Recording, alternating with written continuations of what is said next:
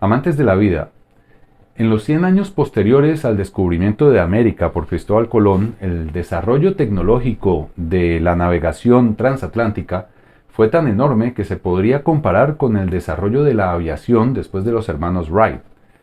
Los vascos navegaban hasta las costas de Canadá, en Terranova, para cazar ballenas. Como no había electricidad, se les extraía el aceite o la esperma para alimentar lámparas de la época. Si quieres saber lo asqueroso que era sacarle aceite a una ballena, te recomiendo leer Moby Dick de Herman Melville, una fascinante novela. Pero bueno, el hecho es que uno de estos barcos, o bueno, muchos seguramente, naufragaron en las costas de Terranova, y hay uno en particular que fue descubierto recientemente y se está reconstruyendo una réplica en un astillero del País Vasco. Hoy haremos la visita de esta carpintería de Rivera. Perdonen un poco el martilleo a veces, pero era imposible grabar sin los trabajadores allí. ¡Vamos!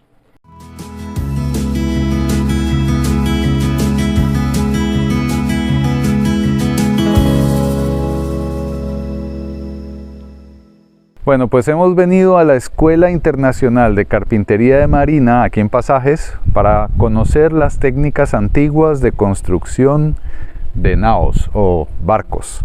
Como este, que bueno, se ve un poco más moderno que el que les presentaré ahora más adelante. Creo que es una corbeta. El tema es que en el mundo hay lugares donde la gente se dedica a recuperar oficios antiguos y tradicionales, en donde no solo voluntarios sino estudiantes se matriculan para aprender estas técnicas. Tal es el caso de la Escuela Internacional de Carpintería de Rivera, aquí en el País Vasco, donde los estudiantes practican, por ejemplo, lo que se conoce como arqueonavegación, que consiste en no solo construir las naves con las técnicas y materiales de la época, sino también aprender a maniobrarlas en mar abierto. Esta escuela se dedica, como muchas otras, a la construcción de barcos históricos. Se llama Albaola y la visitamos el día de hoy. Hasta ahí llegó la noticia de un hallazgo muy importante ocurrido en las costas de Terranova, en Canadá, en donde fue descubierto el naufragio de la nao ballenera San Juan, que data del año 1565. Este evento fue tan importante que el gobierno canadiense incluso emitió un sello postal para conmemorarlo. Los restos estaban tan bien preservados que fue posible a partir de ellos sacar un bosquejo de cómo era la nave, para lo cual los buzos tuvieron que tomar medidas precisas de este naufragio. Fue una faena que se dio en condiciones climáticas bastante fuertes, aunque era verano. También fueron encontradas osamentas de algunos de los marineros vascos que fallecieron en el lugar. Y pues de hecho no solo es un lugar. La costa de Terranova está plagada de astilleros, pequeños poblados, asentamientos de los vascos cuando venían a estas aguas a cazar ballenas. Una ventaja fue que el naufragio se encontró en aguas poco profundas, lo que facilitó su búsqueda y monitoreo. Aquí vemos una representación de cómo se habría visto esta nave fondeando en las costas con todos los marineros, animales, materiales que se bajaban cada vez que llegaban a un puerto. Incluso en estas naves viajaban niños. Y aquí vemos algunas de las cartas de navegación de la época, bastante imprecisas, pero lo suficiente como para saber que estos marineros eran perfectamente conscientes de que la tierra era redonda. Bueno, estoy aquí con Laura, que trabaja en Albaola. Albaola es un museo astillero y ¿qué más es? Es también una escuela de carpintería de Rivera, carpintería de construcción de barcos. Es internacional, ¿no? Sí, los alumnos vienen de todo el mundo y pasan aquí 3 años aprendiendo a construir barcos de madera. Vaya, qué bien. ¿Y el barco que están haciendo allí, por ejemplo, el San Juan, qué destinación tiene? ¿A dónde se va a exponer luego? Vale, el ballenero San Juan, cuando se termine, la idea es que navegue, porque estas embarcaciones están hechas para navegar y si se quedan en un puerto, pues terminan pudriéndose y pues sería una pena. Claro. Entonces, la idea es que sea un museo flotante, que tenga una exposición parecida a la que tenemos ahora mismo aquí en el museo, pero que la tenga dentro del ballenero y que viaje pues eso, de un puerto a otro, y que en cada puerto la gente pueda visitarlo, verlo por dentro, ver la exposición y pues así dar a conocer esta historia de los balleneros del siglo XVI. Vale, Laura, muchas gracias. Gracias a vosotros. Todas las piezas halladas en el naufragio fueron estudiadas minuciosamente para fabricar esta maqueta que servirá de modelo para la construcción de una versión moderna de este barco. Se tenían que encontrar árboles del tamaño adecuado, replicar todas las piezas, los clavos y diferentes herramientas que se necesitaban. Y aquí vemos, por ejemplo, un corte en maqueta de lo que sería la nao ballenera. En este nivel de la cubierta están los barriles llenos tanto de pólvora como de alimentos y municiones. Eso es lo que se llama el calafateado, lo que hacen en cada puerto para repostar víveres, pero también los barriles vacíos se iban llenando de arena en la parte de abajo, lo que sería, y tierra, pues lo que sería el lastre del buque. No cualquier árbol sirve para construir un barco. El roble es el ideal porque las curvas de las ramas le permiten a los carpinteros encontrar este tipo de piezas que serán las que van a usar para la construcción del barco. Otro elemento importante de estas naos es el velamen, que pues tiene todas estas formas de diferentes áreas de metros cuadrados, obviamente, y luego están las cuerdas que se deben fabricar para todas las estructuras, las escalerillas, eso tendrá otros nombres, ¿sí? Y finalmente el caldero en el que se derrite el alquitrán o la brea, que es la otra parte del calafateado, que lo que hace es generar la impermeabilización del casco de la nave. Una impermeabilización que es temporal, que debe ser renovada cada vez que hay una vía de agua o cualquier otro requerimiento en los puertos de parada. Aquí, en cualquier faena, las velas se van a rasgar o romper. Toda nao debía tener su telar para la reparación del velamen del barco.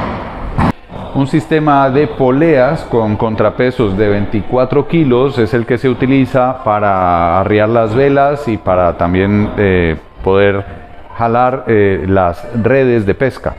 Barriles como estos eran los que transportaban el vino y la sidra.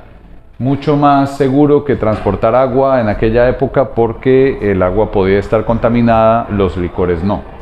Pues la principal fuente de recursos de estos balleneros era obviamente la caza de ballenas, que la hacían en estas chalupas o balleneras o traineras, que aquí tenemos un modelo de lo que es la chalupa, los remeros, el arponero, el más importante, que usaba este pinchito para cazar la ballena.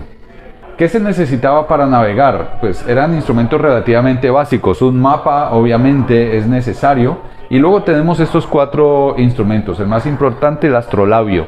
Permite al capitán del buque aquí en cubierta encontrar los ángulos de las estrellas y determinar la posición del buque en el globo terráqueo. La brújula ya es manejada abajo de cubierta por el timonel, junto con, número 3, un reloj de arena para medir los tiempos de desplazamiento. Y las distancias son medidas con la corredera, que es básicamente un lazo que se suelta al avanzar el buque y se miden los nudos de distancia recorrida. Teniendo el tiempo y la distancia, conoces la velocidad de desplazamiento. Bueno, por aquí vamos a pasar al taller donde se están construyendo las piezas del buque.